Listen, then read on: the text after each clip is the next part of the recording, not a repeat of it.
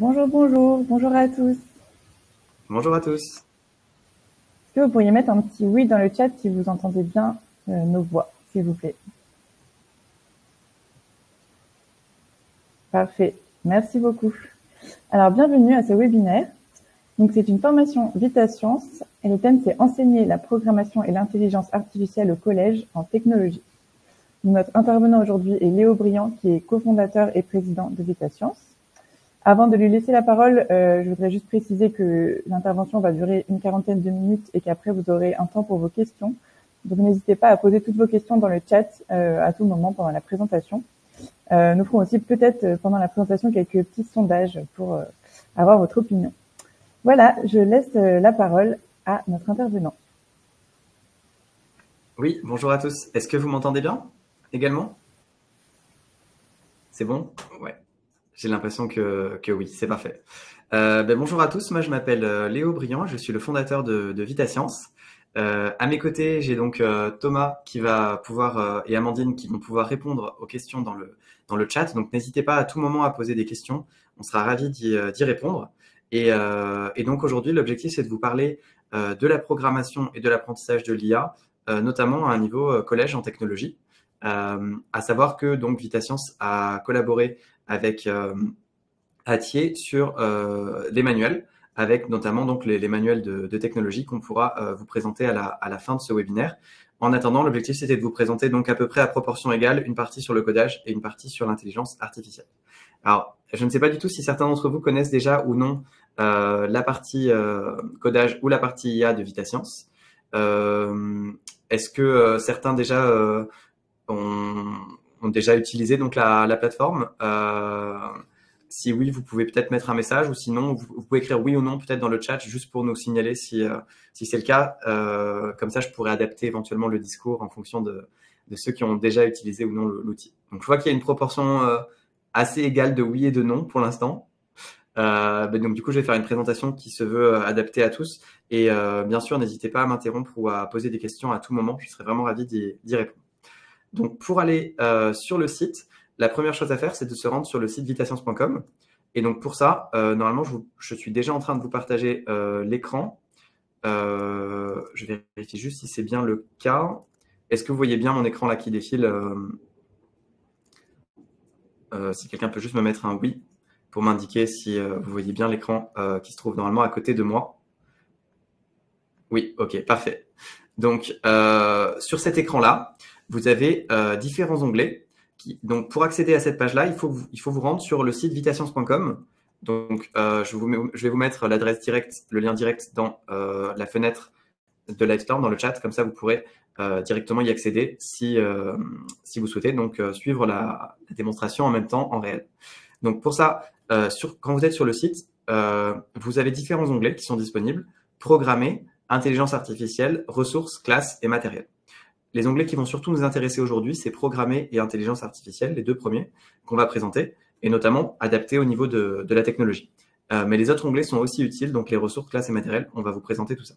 Sachez que le site est disponible en 5 langues, français, anglais, italien, espagnol et arabe, et que vous avez également des options d'accessibilité présentes partout sur le site pour notamment changer les thèmes, ajouter des contrastes ou modifier les polices, notamment la police Open Dyslexic qui peut être utile pour certains publics.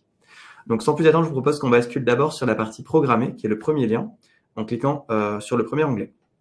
Dans cette page-là, on va retrouver toutes les interfaces de VitaScience, donc qui sont des outils pour chaque cas d'usage de la programmation. Parce que quand on parle de codage, en fait, il y a différents cas possibles. Soit on va coder une carte, donc les deux plus connus en France aujourd'hui sont Arduino et Microbit. On le voit très bien en termes d'usage. Ou alors, vous allez vouloir programmer des robots, comme par exemple le robot Buddy, Mbot, Mbot 2 ou alors Timio. Enfin voilà, on a vraiment de nombreux robots et cartes programmables. En fait, on essaie de couvrir à peu près tout ce qu'on trouve dans une salle de classe. Et donc, vous les voyez en fait ci-dessous. Donc aujourd'hui, pour vous dire juste en termes d'usage, vraiment les plus utilisés, c'est Arduino et Microbit, notamment au collège en technologie, étant donné que ces cartes-là s'y prêtent vraiment bien. Donc quand on clique sur un outil, je vous propose qu'on commence par exemple avec la carte Microbit qui se trouve ici. Vous allez avoir la possibilité, au sein de cette carte, au sein de cette interface-là, de programmer en bloc ou en langage Python. Donc, quand vous allez arriver de base, vous allez voir la fenêtre qui s'affiche comme ceci, avec d'une part la programmation en bloc qu'on voit ici, qui ressemble beaucoup à Scratch, avec des blocs visuels, et puis la traduction qui se fait à côté en langage Python. Donc, le langage Python au collège, on s'y intéresse a priori pas, sauf éventuellement peut-être en fin de troisième pour faire une initiation, puisque les élèves vont basculer en Python au langage Python au lycée. Toutefois, ça peut être utile, par exemple, donc si on fait un programme très simple pour afficher une icône de cœur, eh bien, en fait, on voit ici que le langage Python est généré en temps réel à partir du langage par bloc. Et ça peut être utile sans forcément aller manipuler le code, d'observer qu'est-ce qui se passe. Donc, par exemple, si je mets une boucle répétée 10 fois, on va avoir l'instruction qui s'est mise dans une boucle. Et ça, on peut l'observer au collège. Toutefois, voilà, pour le reste de la présentation, on va plutôt rester sur les blocs, puisque c'est ce qui est demandé au collège essentiellement, sachant que vous pouvez complètement masquer la partie Python si vous ne souhaitez pas la voir, donc avec le mode bloc. Vous avez un mode hybride dans lequel il y a les deux, et puis pour les publics les plus avancés, vous avez carrément la possibilité d'éditer le code Python à la main. Donc nous, on va rester dans ce mode-là. Les outils de Vitacence qui sont proposés, quel que soit le matériel que vous souhaitez, ils disposent à chaque fois d'un simulateur qui va vous permettre de visualiser le comportement de la carte, même si chaque élève n'a pas encore de matériel de façon unitaire pour chaque personne. Donc là, mon programme, il est très simple, c'est juste pour afficher une icône de cœur, par exemple. Et donc, on voit le cœur s'afficher ici. Sachez que ce simulateur-là, il est dynamique. Donc, si par exemple, vous voulez faire un programme, si j'appuie sur mon bouton A, ça affiche un cœur. Et puis, si j'appuie sur mon bouton B, j'ai envie que ça m'affiche un sourire, par exemple. Ce programme-là, voilà, donc là, on voit que j'ai généré très rapidement et on voit la traduction ici en Python à côté. Et donc là, dans mon simulateur, quand j'appuie sur A ou B, eh bien, ça va pouvoir me générer les programmes correspondants. Donc, en l'occurrence, afficher un cœur ou afficher un sourire. Maintenant, si on veut aller encore plus loin, on va pouvoir utiliser l'outil pour jouer de la simulation de robots. Donc, par exemple, avec un robot, on a différents choix possibles. Donc, Qtbot, McQueen, McQueen+, Bitcar, KitRobot, Kodo, Obibot, Buggy, Bitbot et Gamepad. Donc, tout ça, c'est des matériels différents qui sont adaptés à la carte microbit. Et donc, si on va, par exemple, prendre le robot pour le McQueen+, par exemple, eh bien, quand on va dire au robot d'avancer, on va lui donner cette instruction-là, on va avoir un petit simulateur de robot vu d'en haut qui s'affiche et qui nous montre les déplacements de notre robot, en l'occurrence ici, pour avancer. Donc, finalement, on a un simulateur qui nous permet de voir le comportement d'une carte ou d'un robot. Et ensuite, on va pouvoir, c'est ça qui est intéressant, pour aller un tout petit peu plus loin, transférer le code avec le bouton téléverser qui va donc envoyer notre programme directement sur le matériel. Et donc, pour ça, bien sûr, il faut avoir du matériel. Donc, si je récapitule, l'outil Vitacence de programmation, vraiment de façon, pour ceux qui ne connaissent pas du tout l'outil, vous avez des blocs visuels, la traduction en langage Python qu'on peut voir ou masquer, et puis la simulation, et enfin l'envoi sur le matériel. Est-ce que déjà à ce stade, vous avez des questions ou c'est suffisamment clair à ce stade comme interface, comme outil? Donc là, comme je le montrais tout à l'heure, quand on appuie sur A ou B, ça va nous afficher un cœur ou un sourire. Et quand on va on va pouvoir observer le robot qui se déplace. Ok, merci pour vos retours. Je vois que vous dites que c'est clair pour le moment. Donc, en parallèle de cet outil-là, pour aller un tout petit peu plus loin, il y a des options un peu plus avancées. Là, ce que je vous ai montré, c'est vraiment les fonctionnalités de base. Donc, dans les options un peu plus avancées, si on s'oriente vers la robotique, donc ici, vous avez la possibilité de changer l'arrière-plan et du coup d'avoir une expérience plus personnalisée au niveau des pistes du robot. Donc là, par exemple, si je sélectionne celui-ci, eh bien, on voit que ça a changé l'arrière-plan. On peut aussi ajouter des obstacles qui vont s'afficher ensuite sur la carte et qu'on va pouvoir déplacer ou redimensionner directement pour que le robot interagisse avec ces obstacles. On peut également changer la taille du robot, donc en changeant le niveau de zoom. Donc là, je le rends tout petit ou au contraire plus grand. On peut afficher la grille qui va nous montrer les coordonnées du robot. Et puis activer ici le tracé qui va donc se faire à l'arrière du robot, comme on peut le voir ici sur mon écran. Si vous voulez, je peux zoomer un petit peu pour qu'on voit mieux le comportement. Donc voilà, la grille ici et le tracé ici, dont on peut changer la couleur également si on le souhaite. Et bien sûr, on peut l'effacer si on veut redémarrer à 0. Vous avez aussi la possibilité de prendre des photos ou vidéos de ce simulateur de robot. Donc ça, c'est pour la partie simulée. Et puis bien sûr, quand on téléverse, donc on arrive à un fonctionnement réel sur la carte et donc on peut réaliser des programmes. Toujours dans les options un tout petit peu plus avancées, on a la possibilité ici de jouer le code en affichant les variables. Donc là, pour l'instant, on n'a pas de variable, donc ça ne s'affiche pas. Mais si par exemple, je fais un programme dans lequel on va mettre des variables, imaginons une variable qu'on va appeler A et qu'on va initialiser à 0 au début. Et ensuite, à chaque fois qu'on va appuyer sur un bouton, on va ajouter la valeur 1. Et bien là, du coup, on voit qu'on a une variable qui prend une certaine valeur. Et donc, à chaque fois que je vais cliquer sur le bouton, on voit que ça augmente la valeur de 1. Donc ça, c'est un tableau qui nous permet d'afficher les variables. Et puis, on peut aussi exécuter le code en pas à pas, ce qui peut être assez utile aussi pour observer qu'est-ce qui est en train de se passer dans notre code et donc de pouvoir voir l'exécution vraiment pas à pas en voyant les lignes qui sont en train d'être exécutées, comme on peut le voir ici là dans la simulation. Donc, c'est ce qu'on appelle en anglais souvent le debugger. Donc là, c'est pour les options un tout petit peu plus avancées dans le simulateur. Également, quelque chose qui peut être intéressant, donc c'est toute la partie capteur. Donc, sur la carte, microbit ou Arduino, ou quelle que soit la carte, vous avez souvent des capteurs. Et donc, si vous prenez un capteur, par exemple, sur la température, vous allez vouloir afficher ces données. Et bien là, il y a un bloc dans la catégorie communication qui s'appelle tracer le graphique.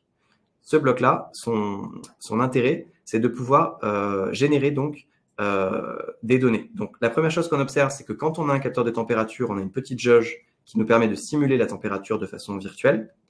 Et donc là, on a en fait ici un graphique qui peut être tracé directement. Donc là, on voit avec les variations que je fais à la main, on a un traceur de graphe intégré à l'outil qui permet aussi d'exporter les données directement, sachant que cet outil-là fonctionne très bien également en temps réel. Quand on a une carte sous la main, on peut récupérer les données de sa carte directement dans l'outil. Donc là, par exemple, sur une carte microbit, récupérer les données autour de la température, de l'humidité ou d'autres données qu'on a sur cette carte-là, avec ces capteurs associés. Et à chaque fois, vous avez en fait, en laissant la souris sur les blocs, la visualisation du capteur en question, sachant qu'on couvre à peu près tous les capteurs qui sont aujourd'hui utilisés dans les salles de classe. Donc ça, c'est pour la partie capteur, le bloc tracer le graphique qui est vraiment très utile. Pour les actionneurs, de la même façon, on va pouvoir simuler donc des moteurs ou de la musique, tout ça directement dans l'outil. Les robots, j'en ai déjà parlé, on a aussi les drones et même les caméras avec de l'intelligence artificielle pour la Husky Lens, pour ceux qui connaissent cet outil-là. Donc je crois que j'ai fait un tour vraiment rapide de cette interface microbit. Quelques petites précisions là-dessus, c'est que vous pouvez également sauvegarder vos projets une fois que vous avez réalisé un projet. Donc, soit directement sur votre compte. Donc, si vous êtes connecté, en fait, donc si on fait le test, par exemple, je peux l'appeler test microbit, mon programme. Et en sauvegardant ce projet, je vais obtenir ici un lien de partage directement qui va ensuite avec un lien de partage qu'on trouve ici avec un QR code. Donc ça va pointer directement vers le projet que je viens de réaliser. Ou alors, on peut sauvegarder en local sur l'ordinateur et ça nous génère un fichier Python qu'on va pouvoir ensuite ouvrir. Donc ça, c'est pour la partie microbit. Et en fait, ce qu'on va observer, c'est que si on va sur une autre interface, par exemple Arduino, en fait, c'est le même outil. Donc, je vais effacer le programme que j'ai en cours là. Voilà, comme ça. En fait, c'est le même outil, c'est-à-dire que vous avez des blocs, la traduction. Donc, cette fois-ci, c'est pas du Python, c'est du langage Arduino, donc C++. Mais on peut très bien, imaginons, on veut faire un écran LCD, on va vouloir écrire bonjour dessus. Eh bien, là, on voit qu'on a le code qui se génère à côté en parallèle et on va pouvoir ici simuler avec donc la carte Arduino et un message bonjour qui va s'afficher juste en dessous. Donc voilà pour une démonstration très très rapide de cette interface-là. Et si on va vers les robots, de la même façon, vous allez pouvoir intégrer donc différents robots. Donc le M-Bot, par exemple, qui est très utilisé en technologie, ou alors le robot, par exemple, McQueen, qui lui aussi est très utilisé, que vous allez trouver ici, donc la version McQueen ou McQueen Plus. Le McQueen Plus est légèrement plus puissant et il a plus de batterie également, donc c'est celui qui est souvent recommandé pour des programmes un peu plus avancés. Donc voilà pour une présentation très très succincte de la partie programmée. Est-ce que vous avez des questions à ce stade sur l'interface de programmation, comment s'en servir voilà. Est-ce que vous avez des questions à ce stade?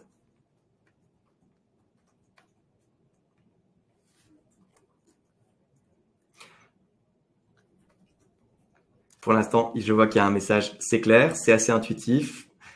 Ok, bah c'est l'objectif en même temps, hein, c'est-à-dire qu'on a essayé de créer un outil qui soit le plus simple possible à utiliser et qui du coup permette de facilement être pris en main à la fois par les enseignants et par les élèves. Ok. D'ailleurs, je vois qu'il y a un sondage qui a été lancé donc, dans l'onglet sondage pour savoir si vous avez déjà utilisé la plateforme ou non.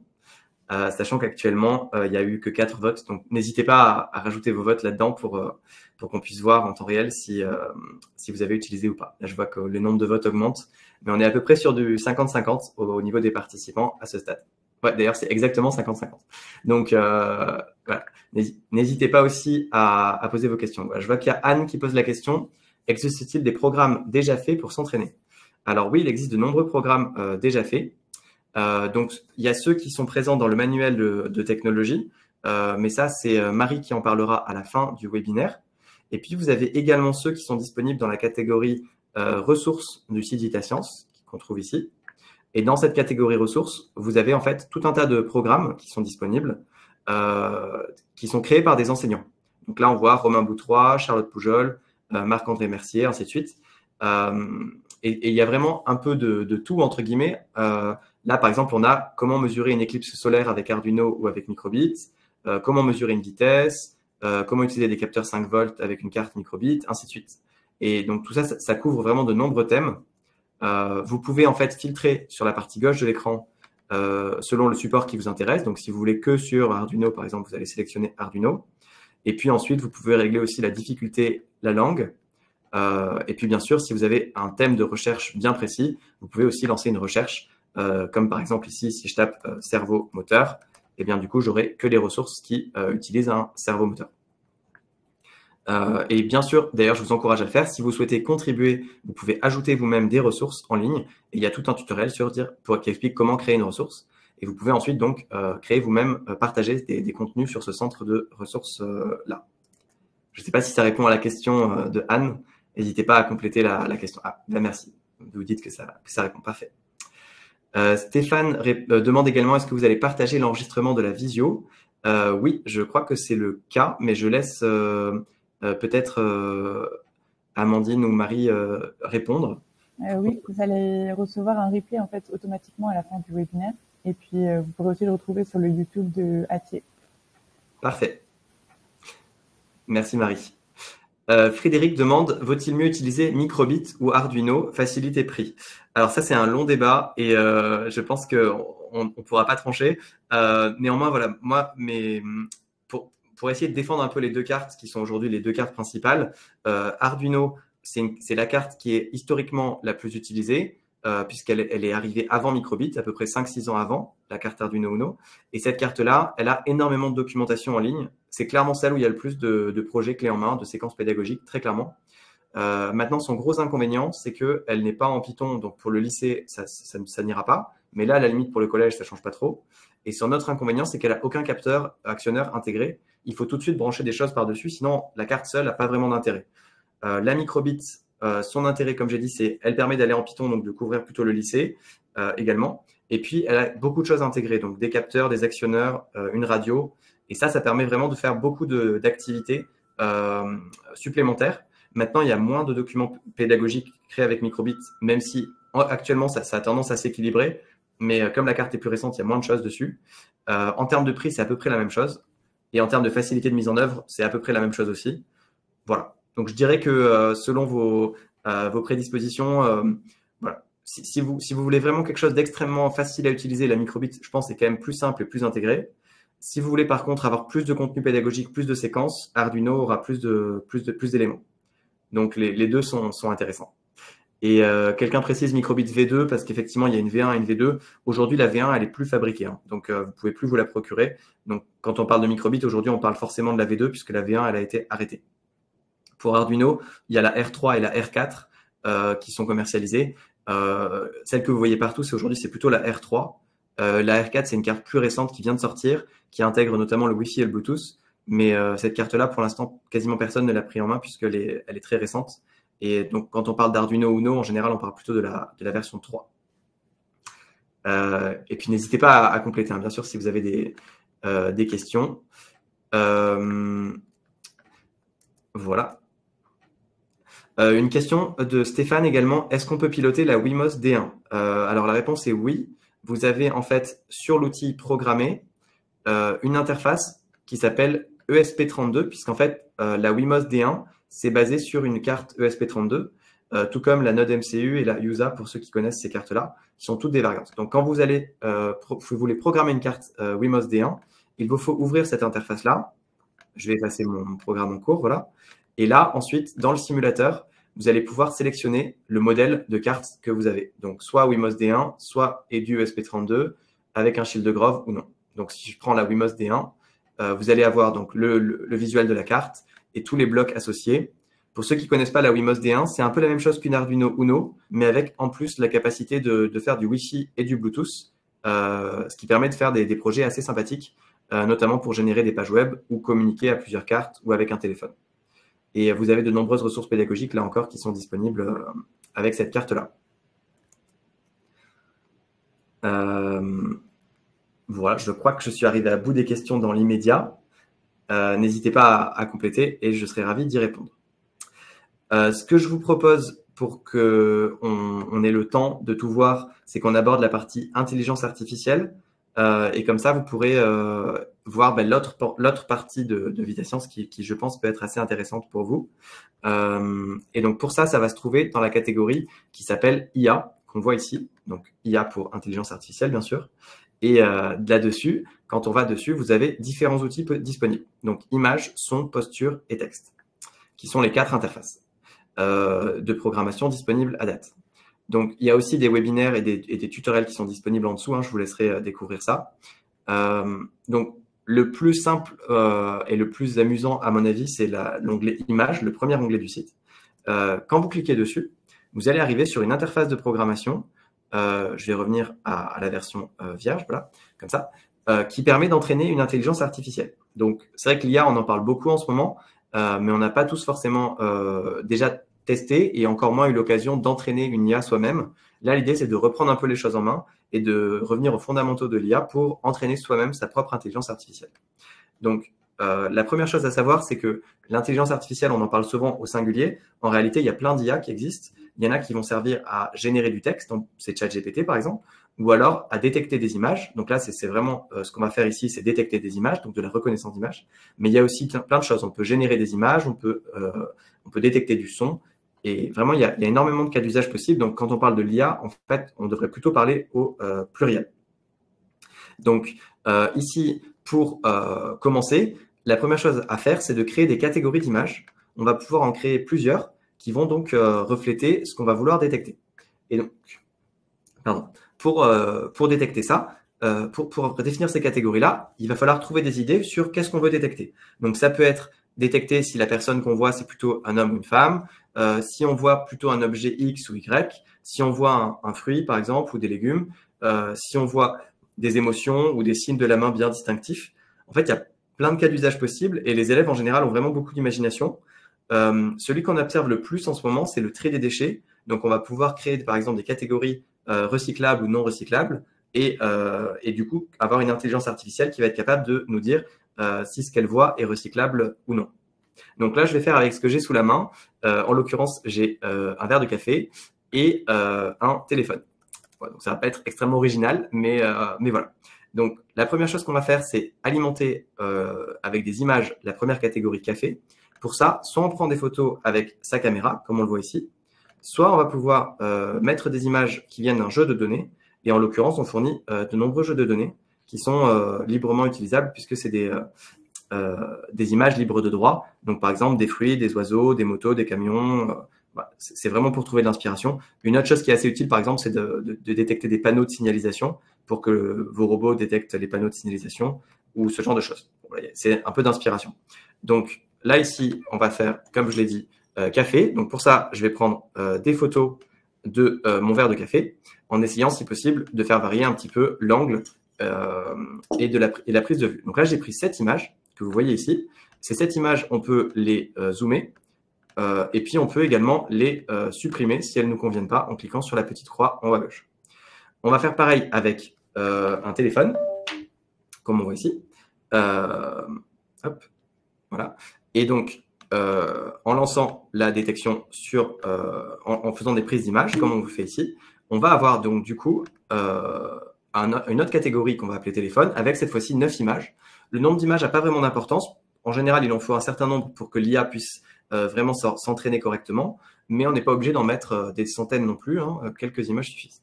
Et ensuite, on va pouvoir lancer l'entraînement du modèle en cliquant sur le bouton orange « Entraîner le modèle ». Là, ce qui se passe, c'est qu'en fait, l'IA, l'intelligence artificielle, va récupérer les images dans les catégories, entraîner une intelligence artificielle qui va ensuite être capable de reconnaître si la nouvelle image qui est vue, donc là, l'image qu'on voit en temps réel, correspond plutôt à la catégorie 1 ou 2, donc en l'occurrence café ou téléphone.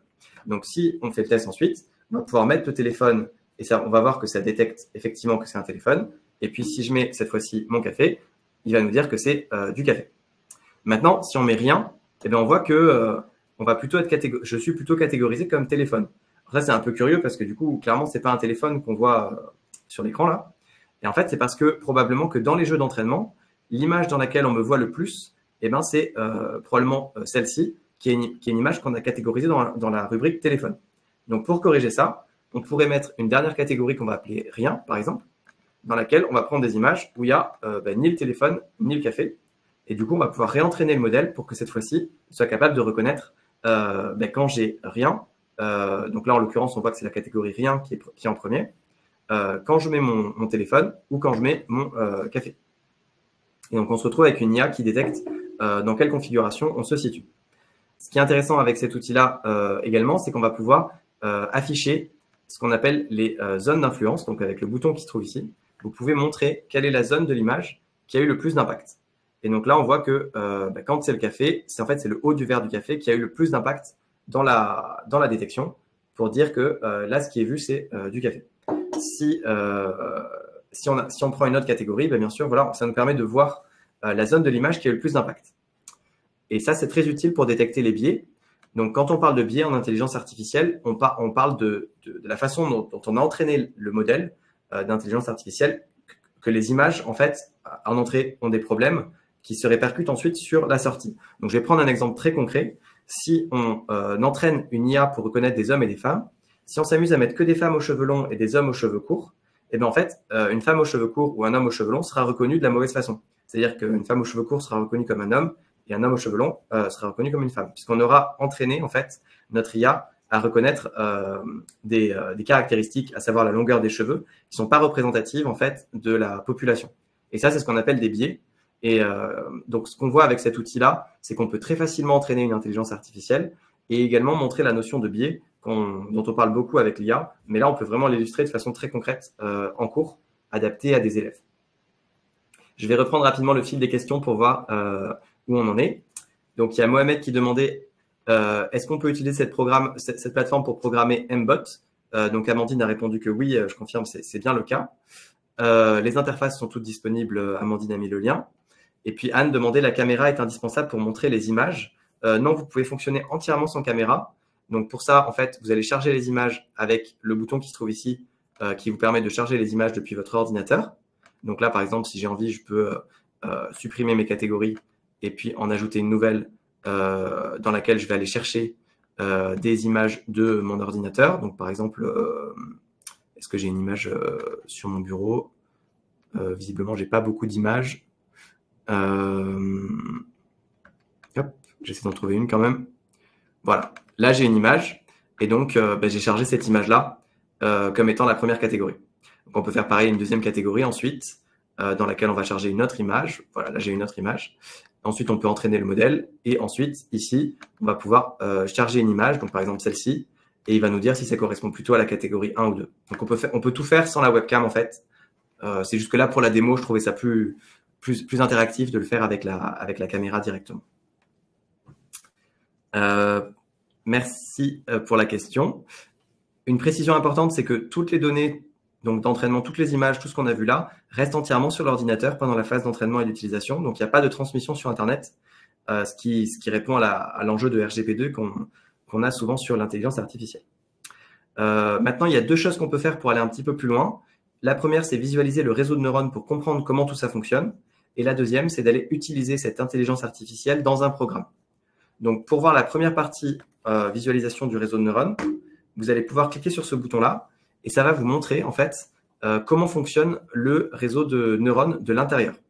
Donc, je ne sais pas si certains sont familiers avec cette notion-là, mais quand on parle d'intelligence artificielle, en général, on parle de réseau de neurones. Et pour ça, ce qu'on appelle un réseau de neurones, en fait, c'est une analogie avec le cerveau humain où on va avoir une image de départ ici qui est ce qu'on voit. Donc là, en l'occurrence, c'est l'image que j'ai donnée en entrée. Et puis à la sortie, le résultat, est-ce que ça correspond plutôt à ma catégorie 1 ou 2? Donc ça, c'est l'entrée, la sortie. Et au milieu, on a tout un ensemble de neurones. Ce qu'on appelle des neurones, en fait, c'est des représentations mathématiques qui vont être liées les unes aux autres pour arriver de cette entrée à cette sortie. Donc on peut voir ça un petit peu en maths comme une grosse fonction qui prendrait en entrée des pixels, en l'occurrence une image qui fait 224 par 224 pixels, hein, c'est ce qui est écrit en bas à droite ici, en bas à gauche, pardon, et qui va donner en sortie un tableau de prédiction avec les statistiques pour les deux catégories. Entre les deux, en fait, on a ici une interface qui nous permet d'ouvrir un peu la boîte noire pour comprendre comment ça marche. Donc déjà, ce qu'on voit, c'est c'est écrit en bas, on a 500 000 neurones dans ce cerveau artificiel, entre guillemets, qui sont connectés les uns aux autres. Et comme on peut le voir, quand on passe la souris, en fait, il va nous montrer les liens d'un neurone à l'autre. Donc, si je zoome un petit peu, par exemple, pour déterminer la valeur de ce neurone-là, en fait, on va avoir des liens qui sont faits avec les neurones de la couche précédente. Et on a ici le détail des calculs qui est fait avec une multiplication de la couche précédente par un certain poids qui nous donne un résultat. Et donc, en fait, ce calcul-là qu'on vient de voir, il est répété plusieurs millions de fois puisqu'il y a 500 000 neurones et que chacun de ces neurones est connecté aux couches d'avant, comme on peut le voir là quand je passe ma souris dessus. Et à force de répéter cette opération-là, on va aboutir à un résultat à la fin. Donc, je vous invite à naviguer là-dedans si vous voulez essayer de comprendre un petit peu comment ça fonctionne. Et à la toute fin, le dernier résultat, eh bien, ça va nous dire si on est plutôt dans la catégorie 1 ou 2. C'est ce qu'on observe ici. Donc ça, c'est pour la partie vraiment explication du contenu de l'intelligence artificielle. Et maintenant, la seconde partie qui est intéressante à observer, c'est l'utilisation. Alors, je regarde rapidement s'il y a des questions en attendant. Quel bouton SVP? Donc, j'imagine que vous parlez du bouton pour accéder au réseau de neurones. C'est le bouton qui s'appelle « Visualiser le réseau de neurones » qui se trouve ici en plein milieu de l'écran. Ensuite, il y a une question Deep Learning. Effectivement, quand on parle de réseau de neurones, on parle souvent de Deep Learning, donc apprentissage profond, qui sont tout un ensemble de techniques d'intelligence artificielle. Enfin, l'intelligence artificielle, c'est le nom du domaine. Et dedans, en fait, on a différentes technologies, différents champs, en fait. Et le Deep Learning est un de ces champs-là, qui est celui qui est utilisé là, en l'occurrence, ici. Et Mélissa dit, c'est intéressant pour l'enseignement scientifique en terminale. Effectivement, je pense que le fait d'observer le réseau de neurones, il y a plusieurs façons d'aborder la chose. Soit on l'aborde à un niveau plutôt primaire collège, et l'objectif, c'est juste de dire l'IA, c'est une fonction mathématique qui prend une entrée et qui a une sortie, et au milieu, en fait, on a juste plein d'opérations mathématiques. On va pas forcément chercher à tout comprendre au niveau collège primaire, mais au moins, ça démystifie un peu le truc, ça montre que c'est que des maths. Et puis, pour un niveau un petit peu plus avancé, donc au lycée, on va pouvoir rentrer un petit peu dans le détail des calculs, sachant que en réalité, c'est pas des calculs très complexes, c'est juste qu'ils sont réalisés plusieurs millions de fois. C'est ça qui fait la puissance de l'IA, c'est pas forcément la complexité des calculs, c'est la quantité. Et ce qu'on peut aborder aussi au passage, c'est la notion de consommation énergétique, puisque pour faire ces millions de calculs, forcément, il faut un processeur qui tourne. Et là encore, c'est un modèle d'IA très facile. ChatGPT a beaucoup plus que 500 000 neurones, puisqu'on parle souvent de plusieurs milliards de paramètres. Donc, il y a au moins 3 ou 4 ordres de grandeur au-dessus. Et donc, forcément, pour générer des mots avec ChatGPT, forcément, ça consommera beaucoup plus de puissance de calcul. Donc, voilà pour ce qu'on peut aborder. Et une fois qu'on a un modèle d'IA satisfaisant, donc je vais peut-être en refaire un pour l'exemple. Donc, je vais faire par exemple pouce levé, pouce baissé, pour qu'on puisse s'en servir ensuite. Pouce baissé. Enfin, non, je vais les appeler en anglais. Enfin, je vais faire haut et bas. Comme ça, ce sera plus facile ensuite de les utiliser. Donc voilà, j'ai fait deux catégories haut et bas. Donc, la première catégorie, haut, c'est quand je mets mon pouce vers le haut. Et puis ensuite, bas, c'est quand je mets mon pouce vers le bas. Jusque-là, rien de difficile. Je relance l'entraînement de mon IA. Et du coup, cette fois-ci, mon IA, elle va détecter quand je mets le pouce vers le haut, quand je mets le pouce vers le bas. Donc, on voit le résultat est plutôt probant. C'est ce qu'on a dans les statistiques en bas, ici. Maintenant qu'on a fait cette IA-là, on va pouvoir utiliser cette IA soit en bloc, soit en Python. Donc là, comme on est plutôt niveau collège, je vais plutôt l'utiliser en bloc, donc avec Adacraft. Donc en cliquant sur ce bouton-là, vous allez atterrir sur l'interface de programmation Adacraft, qui est une interface très proche de Scratch, dans laquelle on va avoir donc des blocs et une scène ici, comme dans Scratch, avec un robot à la place du chat. Donc, dans cet outil-là, vous allez pouvoir exécuter un programme. Et quand vous allez exécuter ce programme-là, vous allez avoir le robot ici qui va vous dire du coup haut quand c'est haut ou bas quand c'est bas. Donc, en fait, ce qu'on a fait, c'est qu'on a juste transposé l'IA qu'on a créé dans un programme. Donc, si on s'intéresse un tout petit peu aux blocs qui sont là, le programme est très simple. C'est quand on clique sur le drapeau, il sélectionne le modèle et il lance la détection sur la webcam. Et puis ensuite, le robot va dire la classe détectée, donc la catégorie qu'il a vue. Donc, juste, je vous montre un exemple de ce qu'il est possible de faire avec ça. Mais après, bien sûr, c'est votre imagination qui vous guidera. Vous allez pouvoir aller dans Contrôle, mettre un bloc répété indéfiniment. Donc là, ce que ça va changer, c'est qu'au lieu de le dire une seule fois, eh ben, il va le faire en continu. Donc là, il dit haut et là, il dit bas. Et là, il le fait en continu toutes les 2 secondes. Et maintenant, ce qu'on peut faire, par exemple, c'est quand je lui dis haut, il va avancer. Donc, pour ça, on va utiliser un bloc si sinon, qui est dans les contrôles. Donc, si la catégorie qui est détectée, elle est égale, donc, si la catégorie détectée, elle est égale à haut, eh ben, j'ai envie que mon robot, il avance, et sinon, j'ai envie qu'il recule. C'est vraiment un exemple très, très, très simple. Et donc là, vous allez voir que quand je mets le pouce vers le haut, eh ben, il avance, et quand je mets le pouce vers le bas, eh bien, il va reculer. Donc, c'est vrai qu'il y a une petite latence là, mais c'est parce que j'ai mis une pause de 2 secondes. Donc, si on peut s'amuser à supprimer la pause de 2 secondes, par exemple. Et là, du coup, on voit qu'on a quelque chose qui est beaucoup plus réactif, où quand je mets le pouce vers le haut, eh ben, il avance, et quand je mets le pouce vers le bas, il va dans l'autre sens. Bon, bien sûr, on peut le transposer pour que le robot il soit dans l'autre sens, et du coup, il monte et il descend, il n'est pas obligé d'aller à droite ou à gauche. Mais voilà l'idée. Donc ça peut faire des petits jeux vidéo assez rigolos. Et puis, si on veut aller un tout petit peu plus loin, on va pouvoir utiliser des extensions. Et notamment, on a des extensions vers du matériel. Donc, Arduino, Microbit, STM32 et ESP32. Et par exemple, si je reprends l'exemple avec Microbit, vous devez connecter votre carte il y a une petite manipulation à faire là, c'est expliqué. Et ensuite, vous allez pouvoir piloter la carte. Donc, par exemple, faire en sorte que quand on a le pouce qui est levé, pardon, on va dire le message oui, et sinon, on va dire le message non sur notre carte. Voire même, en allant un petit peu plus loin, on va pouvoir contrôler un servomoteur, donc dire quand j'ai mon pouce levé, je veux que mon moteur il aille à l'angle 90 degrés, et sinon à l'angle 0 degré. Et donc comme ça, en fait, on va pouvoir complètement piloter notre carte programmable, que ce soit Microbit, Arduino ou autre, avec l'intelligence artificielle qu'on aura nous-mêmes entraînée, avec nos propres images. Donc finalement, on est en quelque sorte responsable de bout en bout, c'est-à-dire qu'on va de je collecte mes données, je les catégorise dans différentes catégories, j'entraîne le modèle d'intelligence artificielle, je le teste, si besoin, je fais des itérations en changeant un petit peu les catégories et les images. Ensuite, je crée mon programme qui utilise mon intelligence artificielle et puis je teste le truc complet qui peut aller jusqu'à l'envoi vers du matériel, à savoir Microbit, Arduino ou autre. Donc, ça permet vraiment d'avoir des projets assez sympas.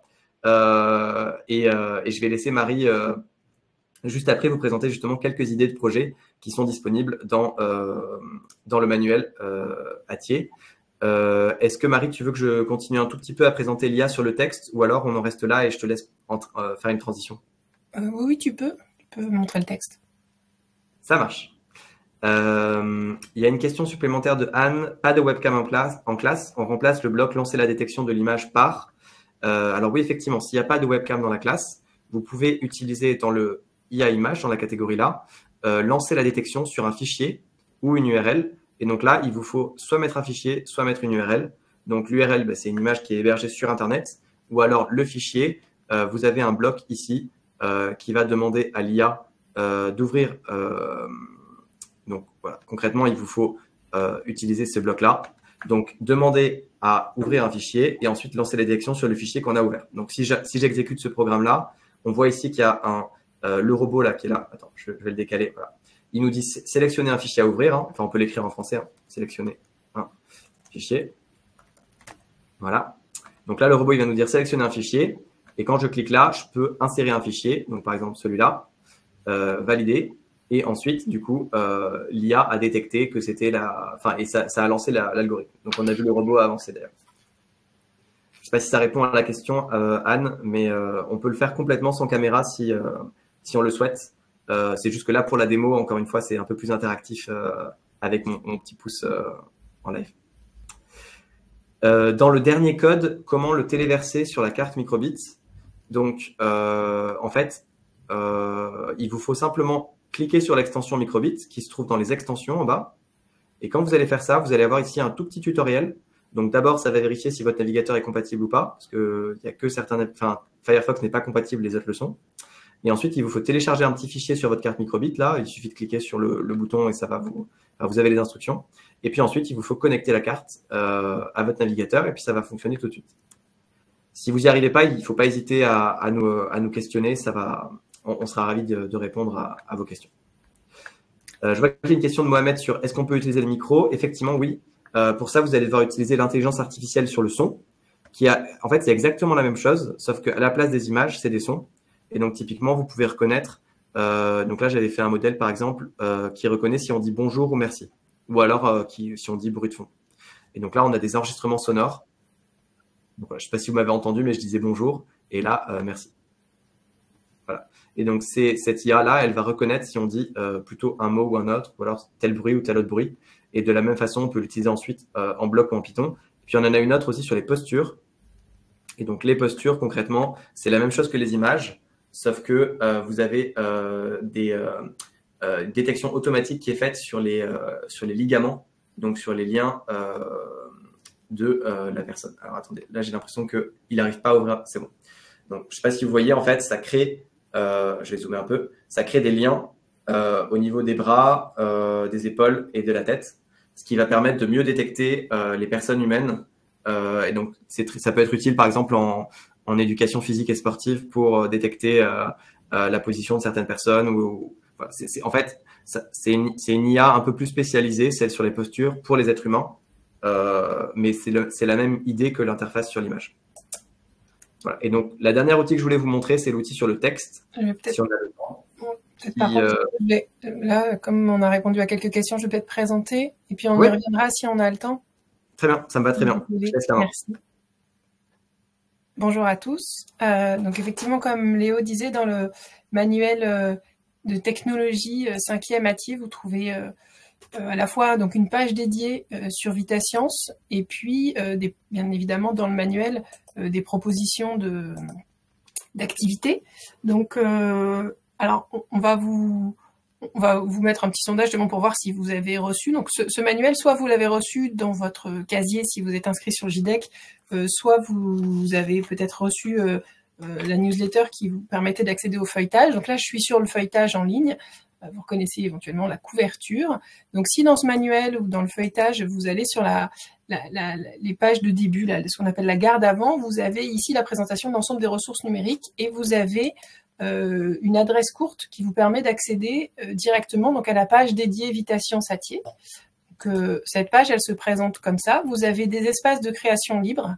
Ça correspond à ce que Léo vous a montré tout à l'heure. Simplement, on a fait une sélection de ce qui est utilisé notamment dans le manuel.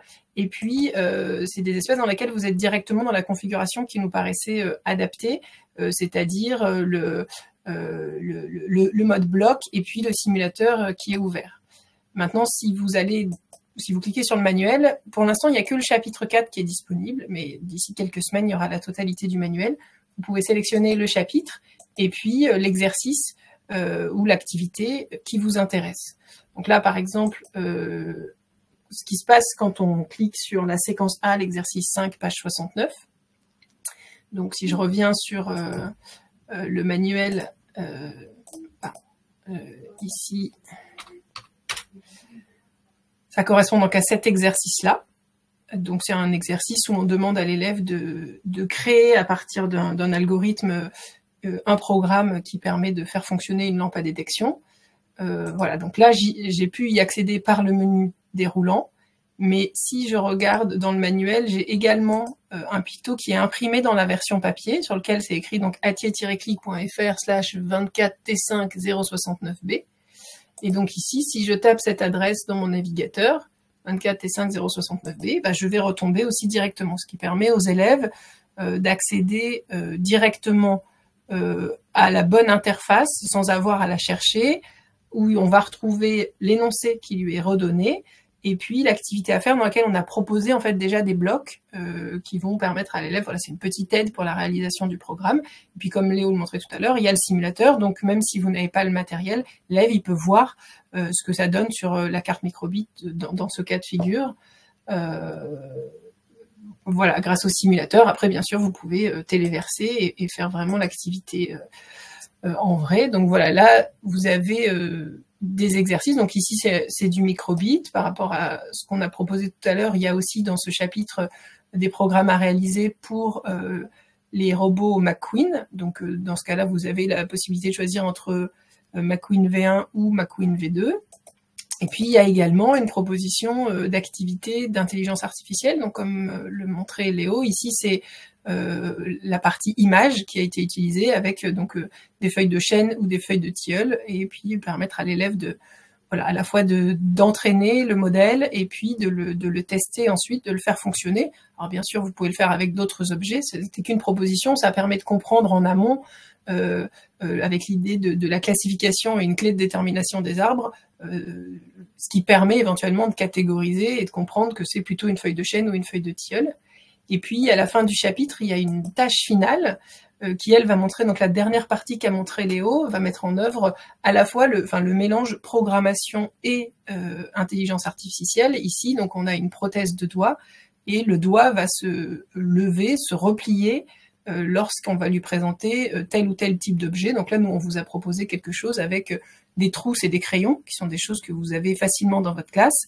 Et donc voilà, l'élève peut mener cette activité et faire que le doigt de la prothèse va se replier quand on va lui présenter une trousse et va pas le faire quand on va lui présenter un stylo, ou inversement selon ce que vous aurez selon ce que vous aurez programmé. Donc du côté élève, l'élève peut accéder directement donc à ces programmes via l'interface, la page Atier VitaScience, directement en utilisant le code qui est indiqué dans son manuel. Et alors de votre côté enseignant, vous avez aussi accès directement au corrigé. L'idée, c'est de vous faire gagner du temps en vous proposant dans l'interface le corrigé. Pour ça, il faut passer par la version numérique du manuel. Donc le manuel numérique, si vous prescrivez le manuel papier, vous l'aurez gratuitement, bien sûr. Pour pouvoir en voir un extrait, vous pouvez aller sur le site mesmanuels.fr. Vous pouvez sélectionner donc la discipline, donc technologie bien sûr, et puis l'éditeur, puisqu'il y a plusieurs éditeurs sur cette plateforme. Donc là, si on choisit Atier, vous retrouvez le manuel, et donc en cliquant dessus, on arrive à la démo enseignant. Donc c'est un extrait du manuel enseignant. Ici, je suis directement donc à une page sur laquelle donc du chapitre 4, puisque c'est le chapitre 4 qui est en démo. Et donc ce qu'on peut voir, c'est que sur par exemple, ça c'est le picto qui va être aussi dans la version numérique élève si les élèves sont équipés. Donc là aussi, si vous équipez vos classes de manuel papier, vous aurez gratuitement autant de versions numériques. Comme ça, vos élèves peuvent avoir les deux versions. Vous pouvez les utiliser notamment en salle de techno sur les ordinateurs directement. Et donc en cliquant là-dessus, on arrive à un menu parce que en l'occurrence, pour cette activité, il y a différents groupes, et puis vous pouvez utiliser le McQueen V1 ou le McQueen V2 selon ce avec quoi vous êtes équipé. Et donc après, voilà, l'élève peut accéder directement à l'exercice qui le concerne, et vous, de votre côté, en haut, vous avez un picto plus prof, et grâce à ce picto plus prof, vous pouvez accéder directement. Donc ça, l'élève n'y a pas accès, ni dans le manuel numérique, ni depuis les menus déroulants de la page Atier. Vous pouvez accéder directement au corrigé. Donc là, par exemple, voilà, je l'ai fait. Donc, ah non, c'est pas celui-ci, pardon. Voilà, par exemple, ici, vous avez le programme qui répond directement. Voilà, donc on retrouve, là, il y a un petit problème d'affichage, mais ici, vous retrouvez directement le programme corrigé de cette activité-là. Donc voilà, je ne sais pas si vous avez des questions. On peut aussi bien sûr revenir à la présentation il nous reste quelques minutes, donc à la présentation de la partie texte de l'intelligence artificielle, si vous préférez. Je vous laisse l'indiquer dans le chat directement.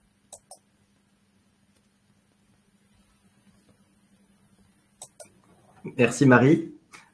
En tout cas, je vous invite à tester donc cet apport numérique, on va dire, en complément du manuel, et puis à nous faire des retours si vous en avez sur l'ergonomie, donc du passage du papier ou de la version numérique au papier, en tout cas du manuel, à l'interface de programmation et vice versa, et puis l'accès aux liens à la fois pour les enseignants et les élèves selon si on veut l'exercice corrigé ou non. Et on se tient bien sûr à disposition pour faire des améliorations sur ça au fil de l'eau, selon vos retours.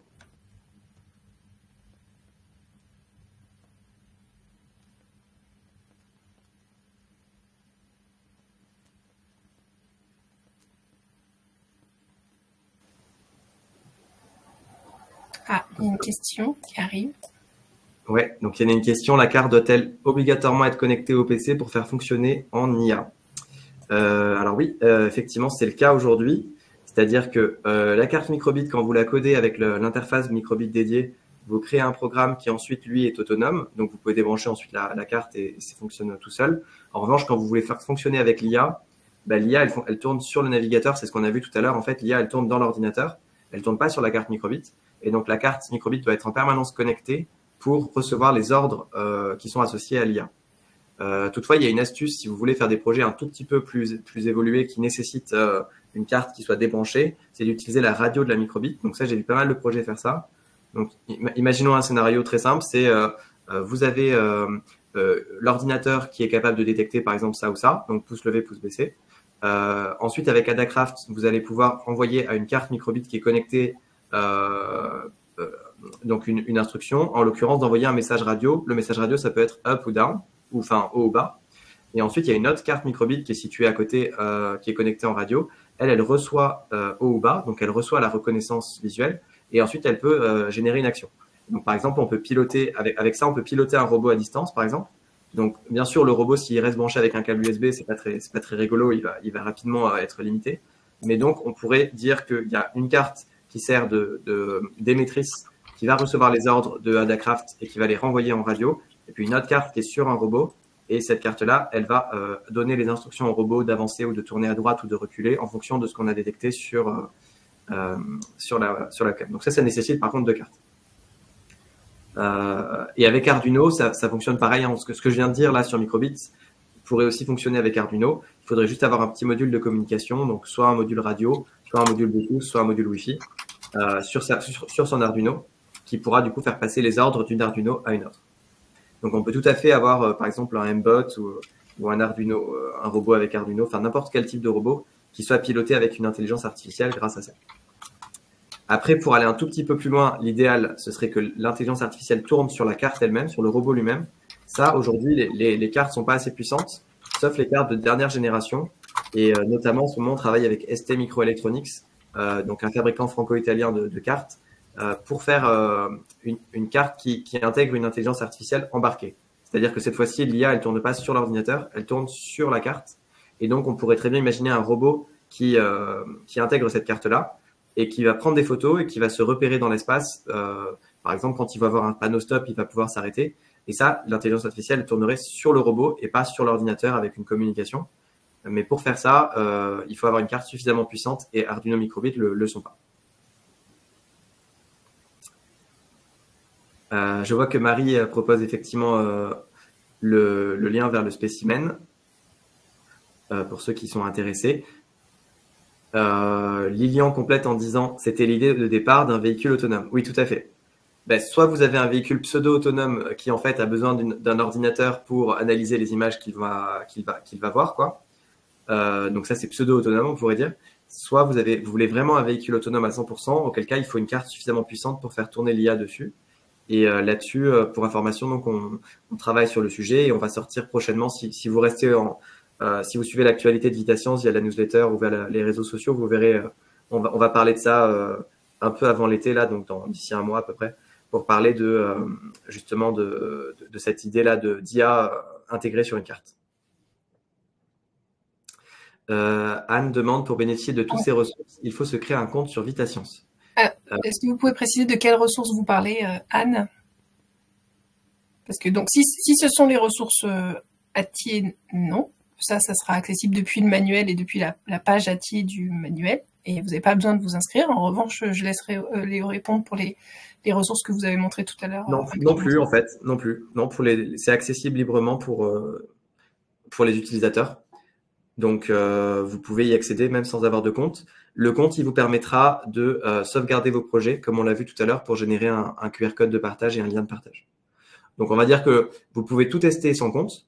Après, quand vous allez vraiment passer en pratique à l'utilisation, c'est plus pratique d'avoir un compte pour sauvegarder vos projets. Et ça évite d'avoir 10 000 fichiers qui se baladent sur votre ordinateur. Et si vous passez d'un ordinateur à un autre, c'est un peu compliqué. Là, avec votre compte, vous avez tout qui est sauvegardé. Mais c'est pas quelque chose de vital, c'est plutôt du bonus. Et Amandine, je vois, vous avez mis les liens vers la newsletter et le centre de ressources. Donc, si vous souhaitez en savoir plus, n'hésitez pas. Donc, je pense pas qu'on va avoir le temps de montrer l'IA sur le texte, mais juste, je vous le fais à l'oral et puis vous pourrez aller un petit peu plus loin si ça vous intéresse.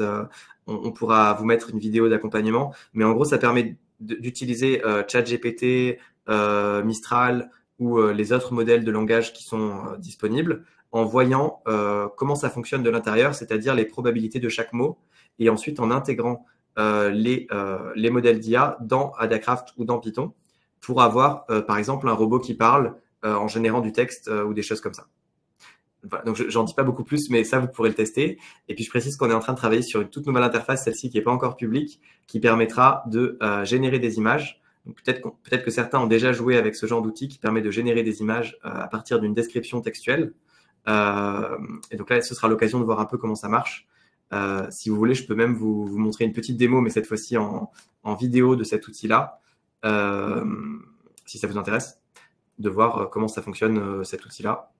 Ou alors on n'a pas le temps et on s'arrête là, comme vous voulez. C'est peut-être Marie au niveau de la maîtrise du temps. Oui, c'est pas très long, j'imagine. Non, c'est pas long. Alors, attendez une seconde, je vais repartager l'écran du coup parce que j'avais arrêté le partage. Hop.